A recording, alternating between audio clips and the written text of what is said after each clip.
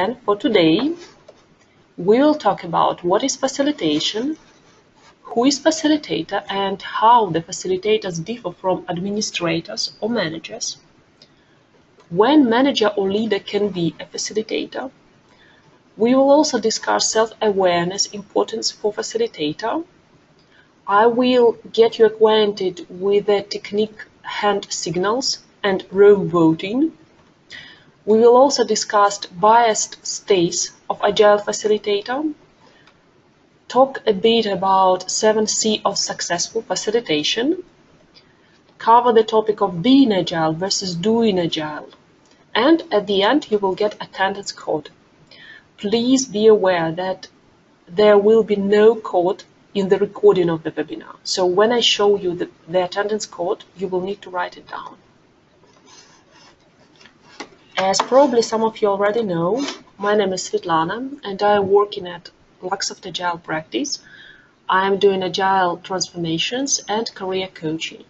And if you would like to know more about upcoming webinars, you can join me.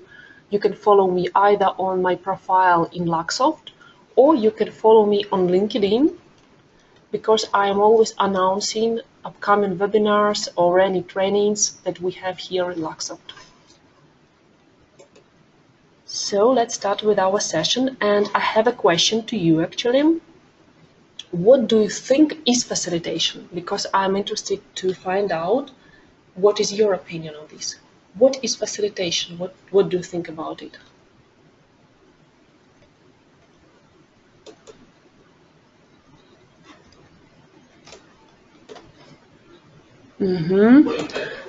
For now, I don't see any ideas.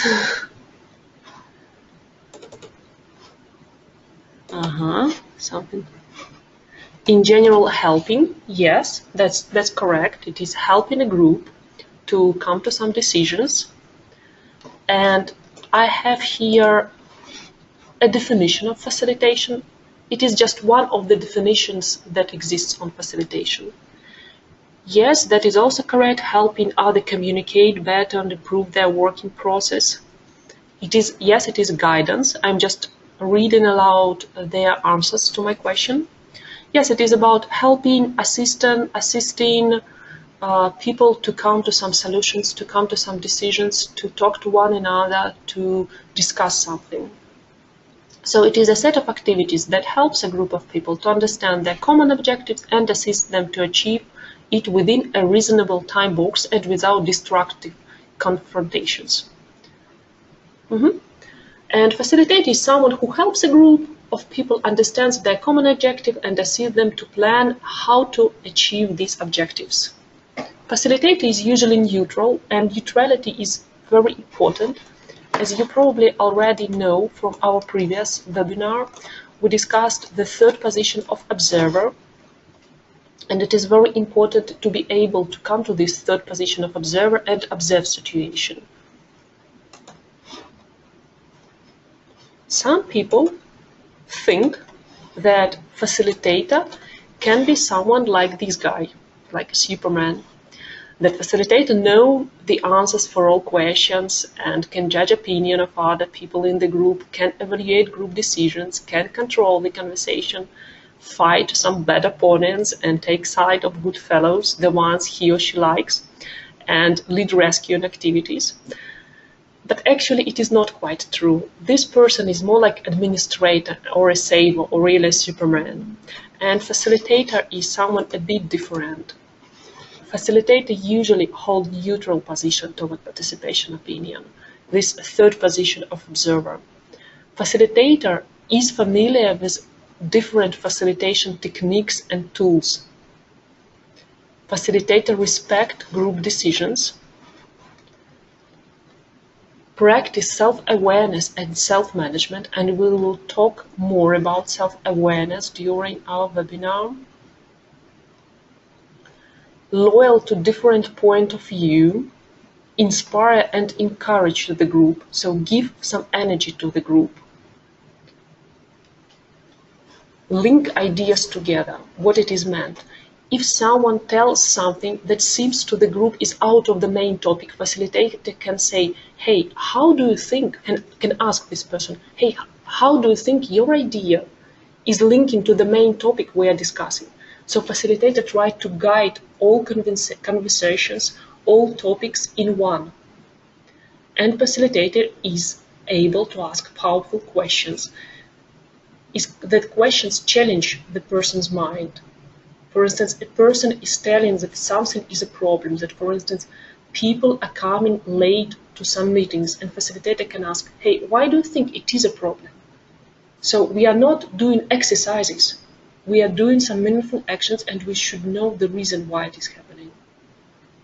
Or facilitator can start focusing person not on the past experience, but on the future. Okay, we had some problems, for instance, in our past, but what we can do from now, how we can resolve the issue from now.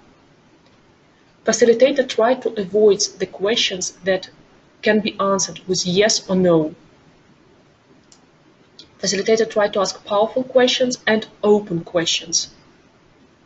And also facilitator always tries to maintain non-judgment state. And non-judgment state is very similar to neutral position. Facilitator try not to judge or evaluate group decisions. Facilitator can provide his opinion or her opinion on some decision, but don't tell that some decision is wrong or incorrect. Better to ask questions.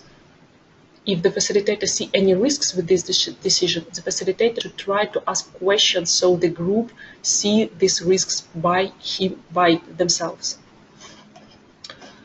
And what do you think the facilitator also should not do? What can you add to this list? What are not do for facilitation? What do you think?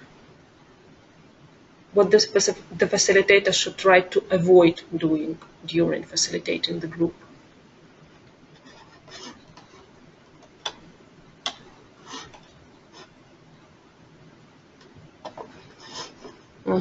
Judge. Yeah, facilitator should not judge.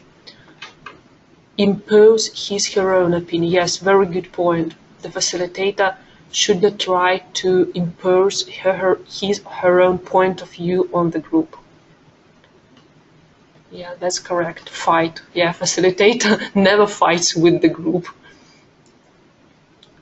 Facilitator do not control decisions. Yes, if the group takes some decision, the facilitator can underline some risks about this decision, for instance, or can question this decision. But if the group strongly would like to follow this decision, facilitators should agree. Yes, facilitators should not provide the answers all the time. Yes, and facilitator actually is a process owner, not a content owner. So facilitator cannot be aware about some technical details of the discussion, because the facilitator is mostly control the format of the discussion, not the content. There is a question about why the facilitator is needed as we already have team lead. Team lead has a very good technical authority for the team. So actually team lead can impose his or her own decision into the group. If the team lead knows some facilitation techniques, is aware about powerful questions, about open questions, team lead can be a facilitator. But what I usually observe is team leads saying, for instance, this user story will take us 2 days to develop, and everybody just nod and say, yeah, it is. So if facilitator if a team leader can be a facilitator, then it is good. If not, then some external facilitator should be invited, or Scrum Master can be a facilitator. It is a usual activity of Scrum Master to do facilitation. We are going further, and let's talk about self-awareness. That is a very important quality of facilitator. And self-awareness is usually necessary for us to be able to hold neutral position and non-judgment state. As you're probably already aware that Self-awareness is a part of 7 leadership qualities. It is one of these qualities. And self-awareness is a possibility for the person to have a clear perception of his or her own personality, including strengths, weaknesses, thoughts, beliefs, motivation, and emotions, is a possibility to know yourself. Self-awareness allows you to understand yourself and actually probably to understand or interpret others' behavior. Why you should develop self-awareness? If you don't understand what is going with you right now, how a facilitator can facilitate the group. If facilitator, for instance, feels upset or feels annoyed with something but does not notice in it, it can be a problem because the facilitator can start acting from this annoying state without noticing it and can make some destructive actions toward the group. So it is okay if facilitator knows that he or she is annoyed by someone in the group and can think about it, what is annoying. Probably someone needs more attention in the group and facilitator should provide this attention to the person, or someone is confronting the experience of facilitator and the facilitator should talk to this person and make sure that the person is okay, that this person is doing facilitation. So self-awareness is a very good quality for facilitator. There is a framework that can help you to develop self-awareness. It is called Johari window. And this model consists of 4 modules. The first one is open module, and it is an area that the person knows about him or herself and the other people know about this person. For instance, the person knows that he or she has good persuasion skills, and everybody else in the team also knows about that this person is good in persuasion, that this person can communicate to anyone and persuade in something. There is another module of this model, and it is a hidden area. It is qualities, it is ideas, it is something that the person knows about him or herself, but that others don't know. It can be, for instance, that the person knows that 2 active participants of the group can annoy him, but no one else in the group knows about it. Or, for instance, the person knows that he or she has problems with public speaking, but no one else in the group knows it. And in this case, the person can avoid making any presentations, and everybody else can probably think that the person just don't want to do the presentation, but actually the person would like to do the presentation, but don't have the necessary skills to do it. That is why he or she is usually avoiding it. So it can be the hidden area.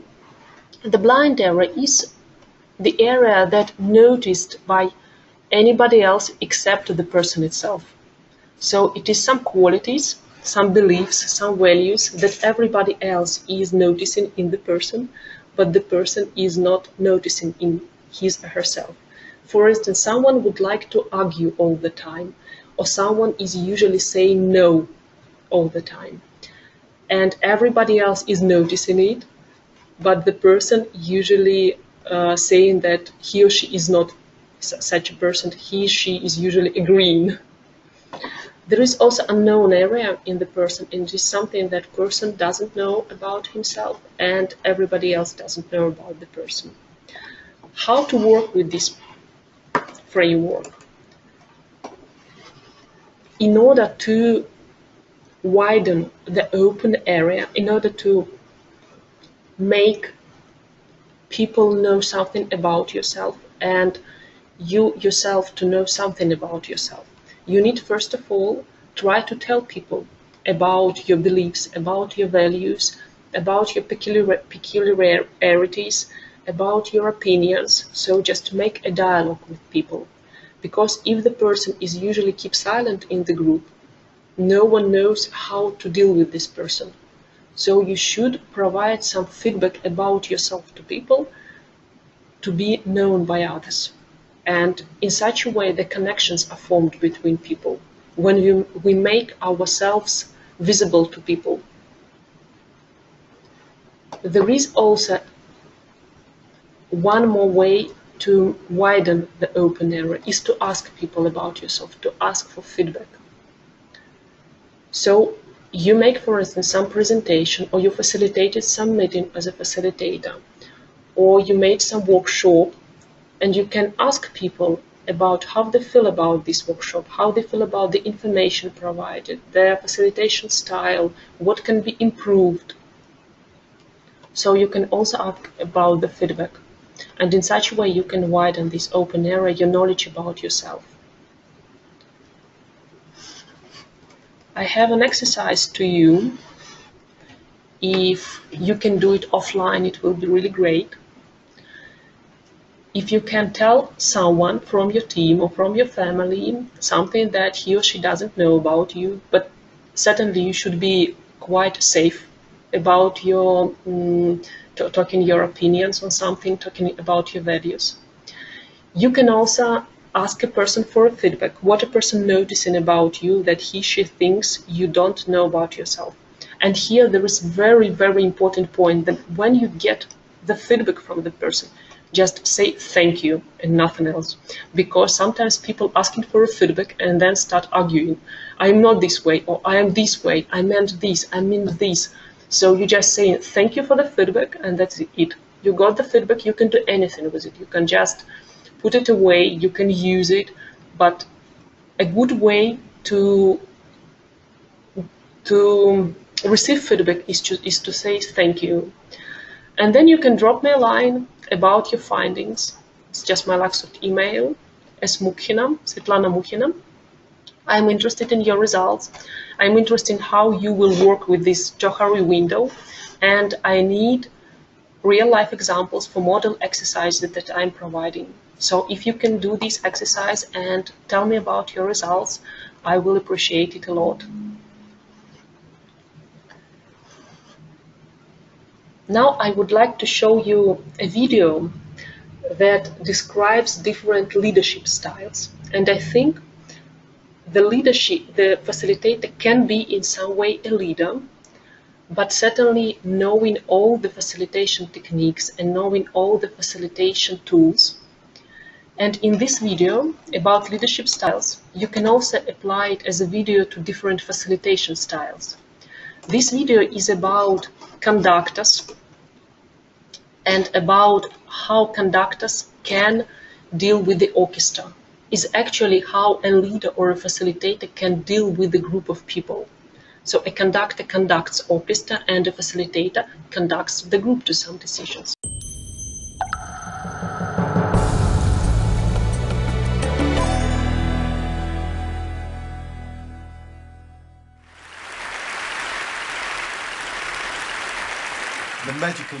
The magical moment of conducting, which is you go onto a stage, there's an orchestra sitting, they're all, you know, warming up and doing stuff.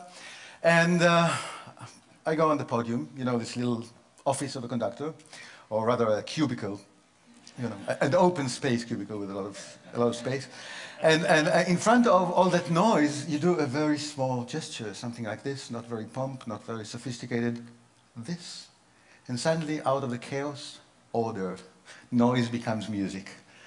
And this is fantastic, and it's so tempting to think that it's all about me. All those great people here, virtuosi, they make noise, they need me to do that. Not really. If it were that, I would just, save you the talk and teach you the gesture. So you could go out to the world and do this in whatever company or whatever you want, and you have perfect harmony. It doesn't work. Let's look at the first video. I hope you'll think it's a good example of harmony, and then speak a little bit about how it comes about.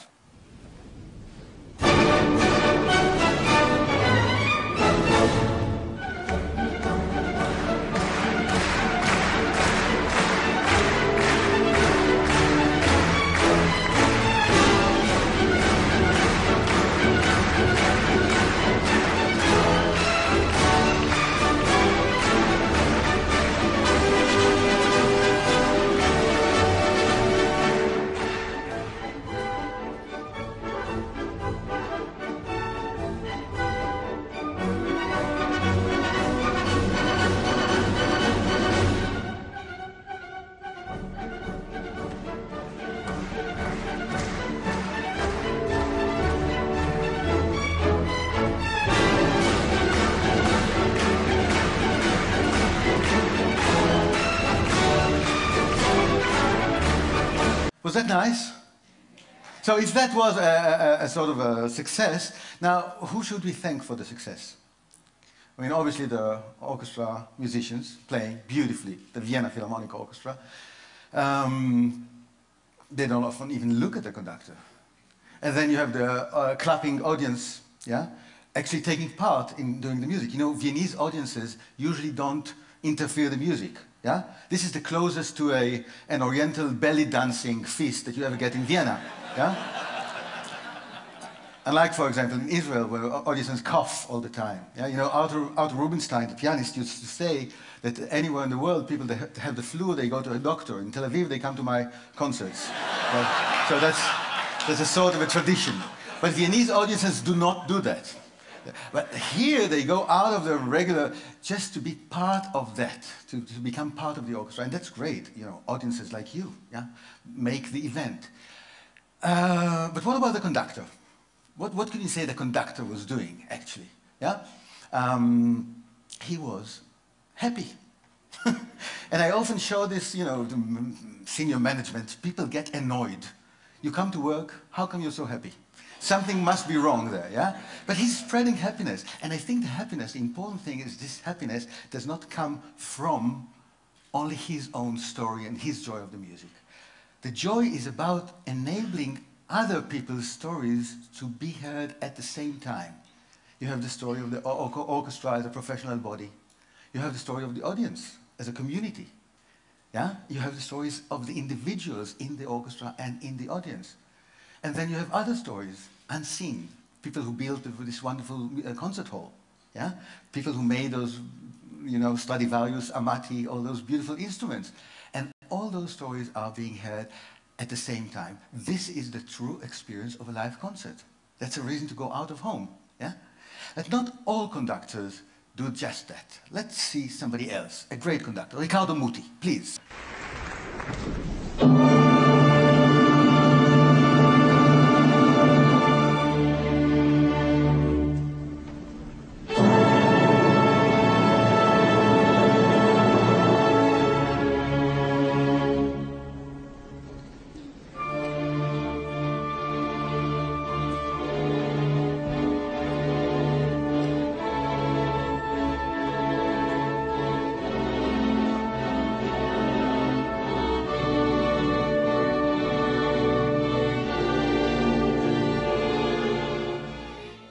Very short, but you could see it's a completely different figure, right?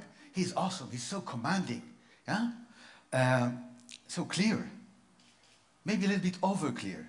Can we have a little demonstration? Would you be my orchestra for a second? Can you sing, please, the first note of Don Giovanni? You have to sing, oh, and I'll stop you, okay? Ready? Well, come on, with me. If you do it without me, I feel even more redundant than I already feel. So please, wait for the conductor. Now, look at me, and I stop you. Let's go.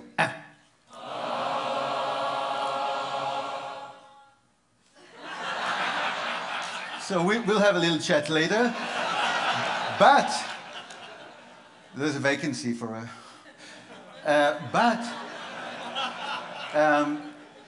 you could see that you could stop an orchestra with a finger. Now, what does Riccardo Muti do? He does something like this.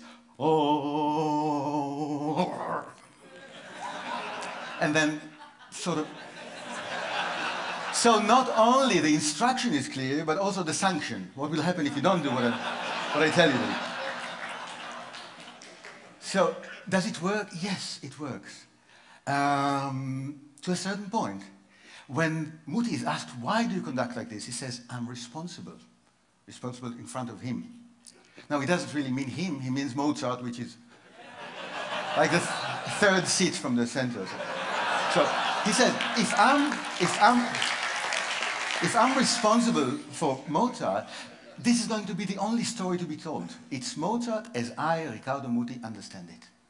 And you know what happened to Muti?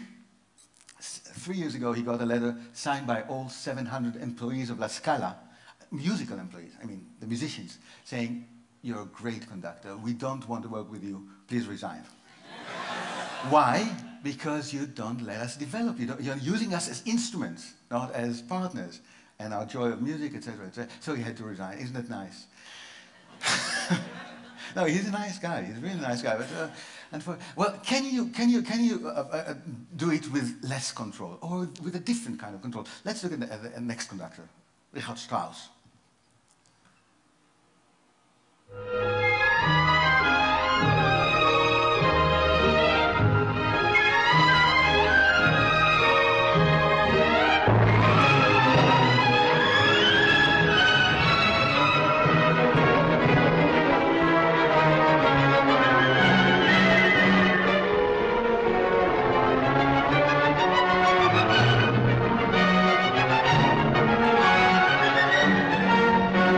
I'm afraid you'll get the feeling that I really, picked up on him because he's old, and it's not true. When he was a young man, about 30, he wrote what he called the 10 Commandments for conductors. First one was, if you sweat by the end of the concert, it means that you must have done something wrong. That's the first one. The fourth one you like better. It says, never look at the trombones. It only encourages them. So, the whole idea is really to let it happen by itself. Do not interfere. But how does it happen? Did you see him turning pages in the score? Now, either he's senile and doesn't remember his own music because he wrote the music, or he's actually transferring a very strong message to them saying, come on guys, you have to play by the book. So it's not about my story, it's not about your stories, it's only the execution of the rhythm music, no interpretation. Interpretation is the real story of the performer. So no, doesn't want that. That's a different kind of control. Let's see another super conductor, a German superconductor, Herbert von Karajan, please.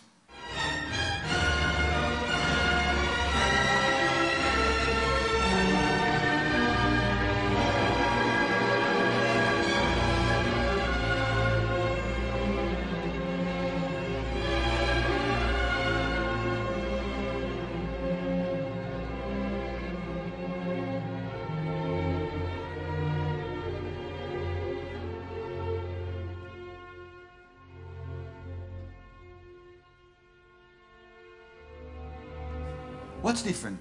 Did you see the eyes? Closed. Did you see the hands?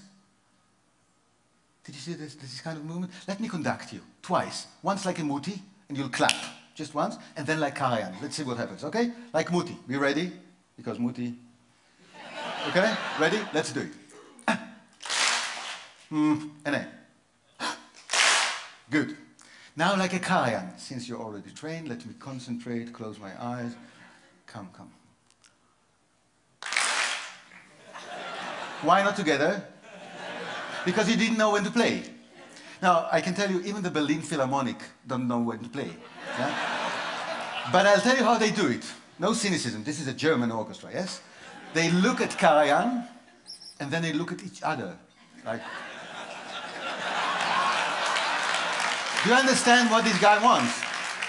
And after doing that, they really look at each other, and the first players of the orchestra lead the whole ensemble in playing together. And when Karajan is asked about it, he actually says, yes, the worst damage I can do to my orchestra is to give them a clear instruction, because that would prevent the ensemble, the listening to each other that's needed for an orchestra.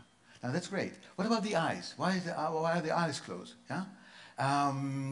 There's a wonderful story about Karajan conducting in London, and he cues in a flute player like this. The guy has no idea what to do. So, Maestro, with all due respect, when should I start? What do you think Karajan's reply was? When should I start? Oh yeah. He says, you start when you can't stand it anymore. Meaning that you know you have no authority to change anything. It's my music.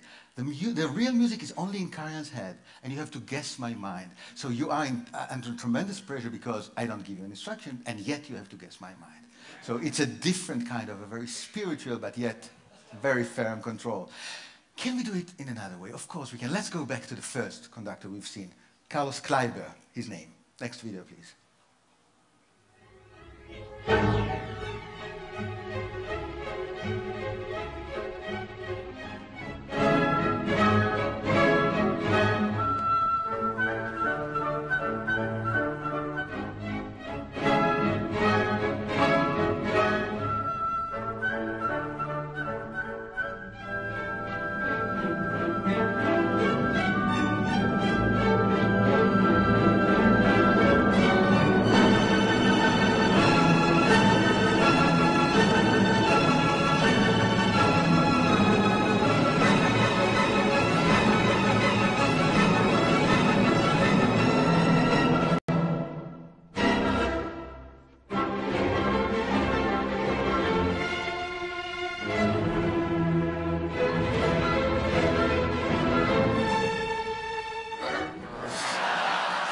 Yeah. Well, it is different, but isn't that control in the same way? No, it's not, because he is not telling them what to do. When he does this, it's not take your Stradivarius and, like Jimi Hendrix, smash it on the floor. Yeah, it's not that. He says, this is the gesture of the music. I'm opening a space for you to put in another layer of interpretation. That is another story. But how does it really work together if it doesn't give them instructions? It's like being on a roller coaster, yeah? You're not being given any instructions. But the forces of the process itself keep you in place. That's what he does. But the interesting thing is, of course, that the roller coaster does not really exist. It's not a physical thing. It's in the players' heads. And that's what makes them into partners. You have the plan in your head. You know what to do, even though Kleiber is not conducting you, but rather here and there and that. You know what to do, and you become a partner, building the roller coaster, yeah, with sound as you actually take the ride. This is very exciting for those players. They do need to go to a sanatorium for 2 weeks later. But it is very tiring, yeah. But it's the best, the best music making like this. But of course, it's not only about motivation and giving them a lot of physical energy. You also have to be very professional.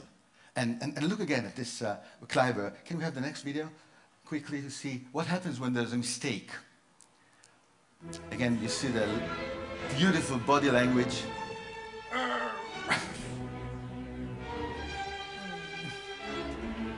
And now there's a trumpet player who does something not exactly the way it should be done. Go on with the video.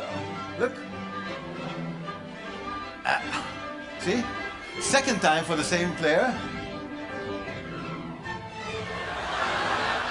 And now the third time for the same player.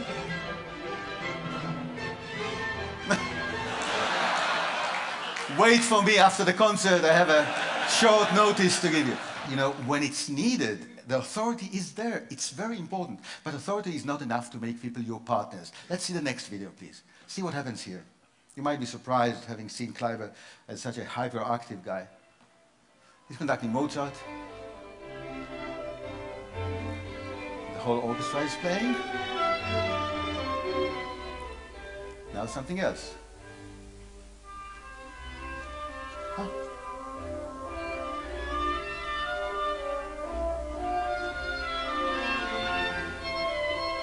See? He is there 100%, but not commanding, not telling what to do, rather enjoying what the soloist is doing.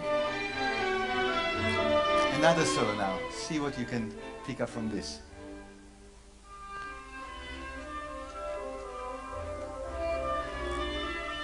Look at the eyes. Okay. You see that? First of all, it's a kind of a compliment we all like to get. It's not a feedback. It's, yeah, it comes from here. So that's a good thing. And the second thing, it's about actually being in control, but in a very special way.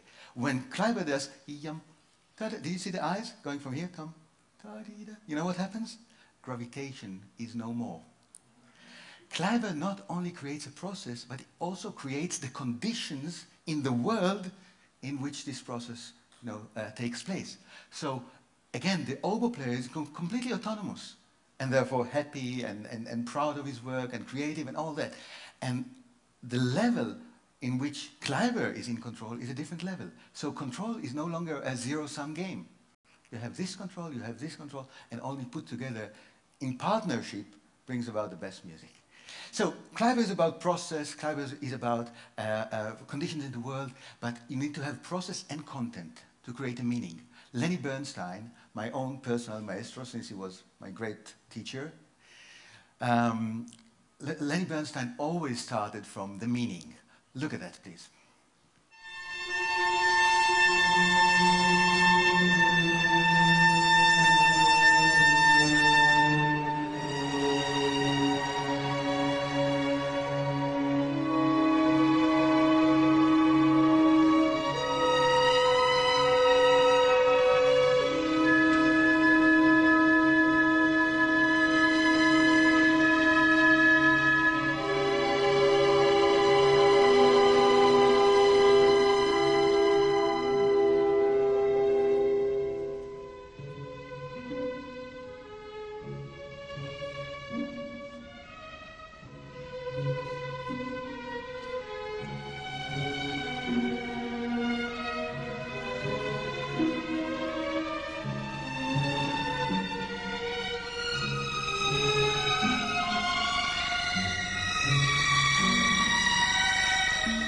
the face of Muti at the beginning? Muti had a wonderful expression, but only one. Did you see Lenny's face? You know why? Because the meaning of the music is pain. And you were playing a painful sound, and you look at Lenny, and he's suffering, but not in a way that you want to stop. He's suffering like, you know, enjoying himself in a Jewish way, as they say. Yeah? Not only suffering, but you can see the music on his face. You can see the baton left his hand, no more baton. Now it's about you, the player, telling the story. Now it's a reverse thing. You're telling a story, and you're telling a story, and even briefly, you become the storyteller to which the community, the whole community, listens to. And Bernstein enables that. Isn't that wonderful? Hmm? Now, if you're doing all the things we talked about together, and maybe some others, you can get to this wonderful point of doing without doing. And for the last video, I think this is simply the best title. My friend Peter says, if you love something, give it away. So, please.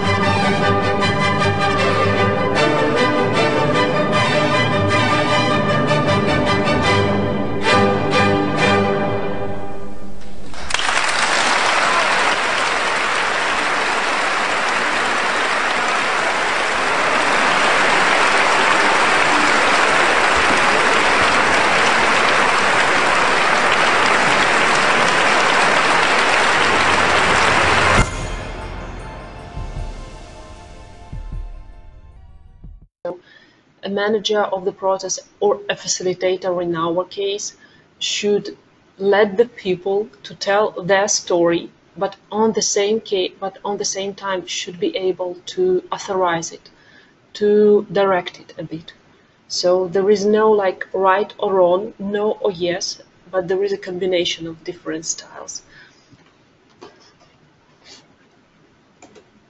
As I already wrote in our chat, you can find this video on TED.com of Itai Talgem videos. It is the guy who was speaking during this video. He is also a musician, and he noticed these interesting patterns of styles in different conductors. And now I would like to tell you about a facilitation technique that can be used for the group that usually start lots of holy wars, lots of side-by conversations during these discussions that are a bit difficult to facilitate. This technique is called hand signals, and it is used for silent contribution to the discussion. When something is being discussed and a participant would like to contribute something to the discussion, he or she put one finger in the air. Just it means that I have something to say about it. I have some general idea that I would like to share with you. If the person has something directly to answer to something that is just being discussed or is discussing, he or she is showing two fingers. It means I would like to speak right away, but you should try to persuade people to avoid using it very often. It is just something very urgent that I need to say, very relevant to the conversation, then I shoot two fingers. And silent applause is something just like +1, or something that I like, that someone is saying. There is more is a variant of this technique of hand signals. It is also about hand signals, and it is called row voting. Probably you are using it already. When you agree with someone's point, you just show thumb up. If you are so-so or you're neutral about some decision that group is choosing, you just show this neutral sign.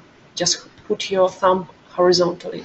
And if you don't agree with something, or you want that something did not happen, that something don't happen, you just show your thumb down.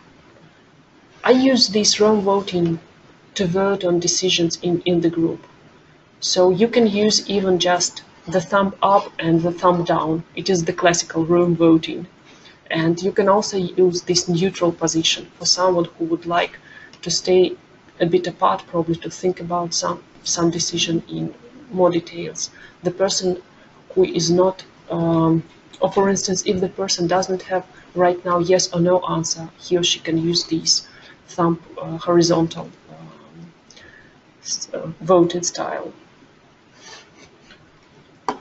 So we talked about facilitation, we talked about facilitator, we talked about the necessity of being aware of your own style, because as you see in this movie, that if you are not aware of your management style of facilitation, the people can ask you to resign, as it happened with this Riccardo Muti conductor. And now I would like to make a few notes about specific of Agile Facilitation. So what is Agile Facilitation? Agile Facilitation and Agile Facilitator is someone who treasure Agile values. This person definitely knows different facilitation techniques, different facilitation tools, but also this person treasure Agile values. I hope you all remember these values. There are 4 of it, like individuals and interactions over processes and tools, working software over comprehensive documentation, customer collaboration over contract negotiation, and responding to change over following a plan. But please note that both sides of this statement are important. But in Agile, we just value more the left side, or in our case, the top side, over the bottom side. So Agile Facilitator should take into consideration Agile values. And Agile Facilitator should know Agile principles. There are 12 of them. I will not read it aloud. I think you're more or less aware of it, or if not, you can find it over internet. So when you're doing Agile Facilitation, you should know Agile values and base your facilitation style on it, and Agile principles. And Agile Facilitator is usually a part of the team. Facilitator in general can be internal and external person, but Agile Facilitator in most cases it is a part of the team, it is a member of the team. It can be, for instance, Scrum Master, and it is usually a Scrum Master, but it can be also Product Owner, for instance, when a Product Owner or Proxy Product Owner, Business Analyst needs to facilitate some PBRs, Product Backlog Refinement sessions, or need to facilitate, for instance, review session when the team is showing the work done to the Product Owner. The Product Owner can be also a facilitator in this case, and he or she will be a part of the team. There are stances that can help you as a facilitator, that can help you to do facilitation good. And it is, first of all, it is a connection. So it is crucially important to build a rapport with the group and team you're facilitating, to have some informal, probably, relations with people, to be able to provide them your feedback and to be able to listen to the feedback from them, to have at least some relations with people who are you facilitating. So you need to set up a connection. You should also to care about the progress the group is doing and the result the group is getting. So you should care about the objectives that you are trying to reach with this or that meeting. You should also have a clarity on your meeting. You should have some agenda, some structure of the meeting, where you're going, what is done already in the meeting, and what we need to do. So you should have a clarity over the format of the meeting, over the process of the meeting. You should also be curious and show your interest in how group is making their decisions, how they are having dialogue with one another. From time to time, you can challenge the group with some questions, and if there is very low dynamic in a group, you can ask them to discuss something that is relevant to all of them, that can even lead to some confrontations, but it will up the energy of the group. So sometimes challenging questions and challenging situations are important.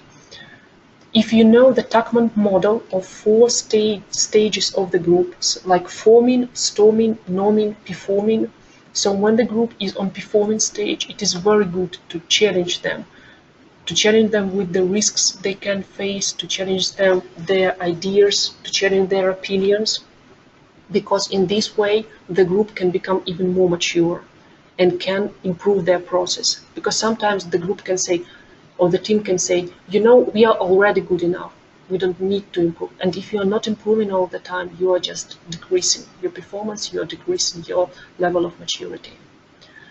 You should also be confident in your facilitation skill and in a group, that the group is able to reach some decision, to have the conversation, to have a discussion.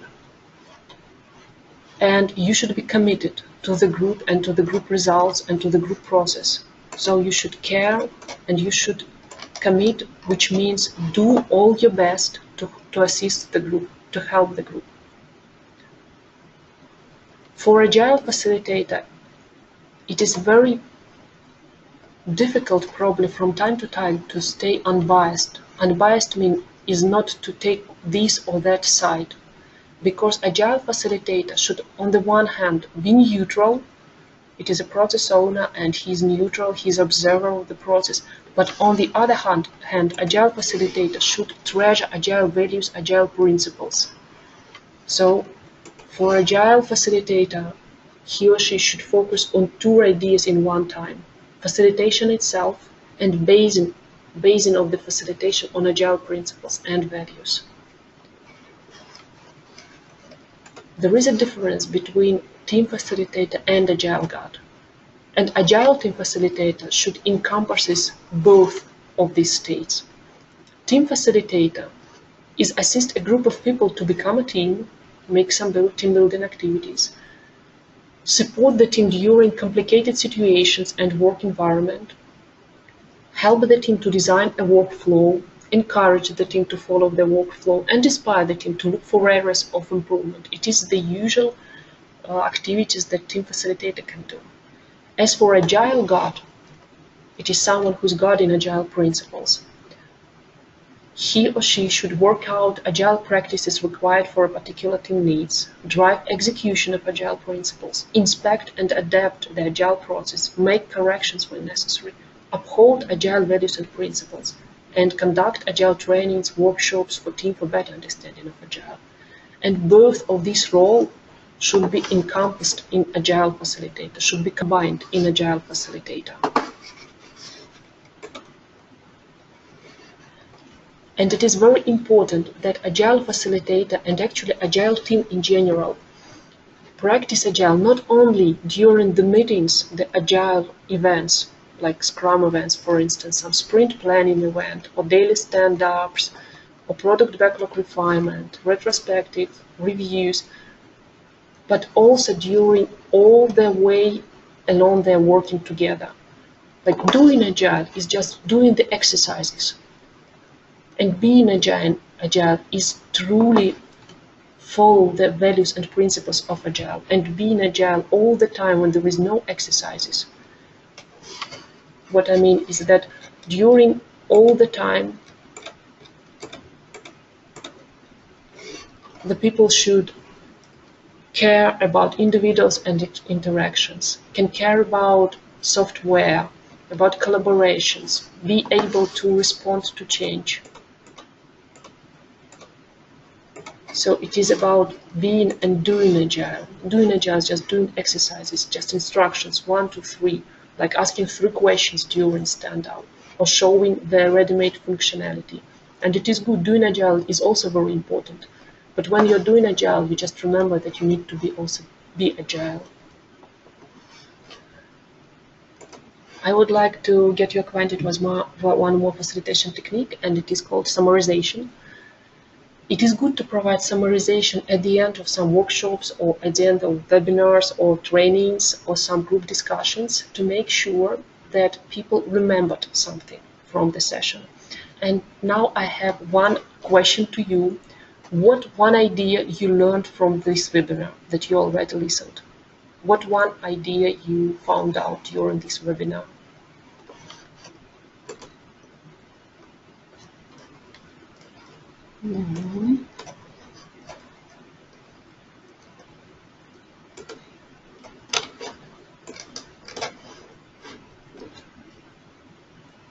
What one thing, something new you have found out? That facilitator should be neutral. Yes, it is very important, and it is probably the most complicated idea about the facilitation, to be neutral. Johari window was new to many people. Leadership as driving an orchestra. Yes. The idea of self-awareness was new to some people. Self-awareness. Yeah, self-awareness means a lot in facilitation and in general in our life. That we should aware what is going with us, because if we are not sure about ourselves, how we can make any interpretations even about others. Very good point, that the person must try to know themselves before trying to help others. Facilitators should make proper conditions to make team work on their own. Yes, surely, very, very important point, that facilitators should care about environment and should set up the environment for the people.